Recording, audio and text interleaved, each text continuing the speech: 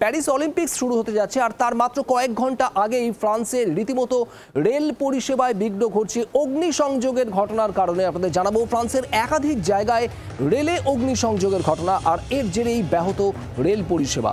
বৃহস্পতিবার রাত থেকেই ফ্রান্সের ট্রেন পরিষেবা স্তব্ধ করে দেওয়া হয়েছে। অর্কদীপ্ত মুখার্জি আমাদের প্রতিনিধি রয়েছেন আমাদের সঙ্গে। অর্ক, ঠিক কি খবর পাচ্ছ?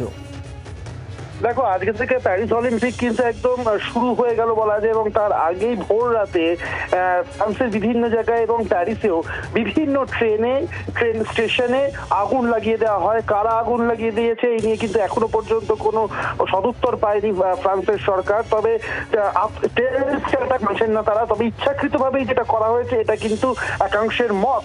তবে এই অগ্নিকাণ্ডের কারণে কিন্তু বলাই যেতে পারে অলিম্পিকের আগেই বা অলিম্পিক শুরুর ঠিক আগে এই অগ্নিকাণ্ড কিন্তু অলিম্পিক কতটা নির্বিঘ্নে হবে সেটা কিন্তু প্রশ্ন চিহ্ন একটা তুলেই দিল। কারণ প্যারিসে অলিম্পিক হওয়া নিয়ে কিন্তু আগেও অনেক কনফিউশন ছিল, কিন্তু তারপরে এই ঘটনা কিন্তু আরো একটা প্রশ্ন তুলে দিল যে কতটা নির্বিঘ্নে করা যাবে। আপাতত প্রায় 8 লক্ষ মানুষ এতে এফেক্টেড হবেন, যা নিত্যযাত্রী, এবং এই মুহূর্তে আগামী 7 দিন সাধারণ মানুষকে নির্দেশ দেওয়া হয়েছে যতটা সম্ভব ট্রেন চলাচল বা ট্রেনের মাধ্যমে যাতায়াত এড়িয়ে চলার জন্য ফ্রান্স সরকারের তরফ থেকে। বাংলার আওয়াজ, বাঙালির আবেগ, জি 24 ঘন্টা।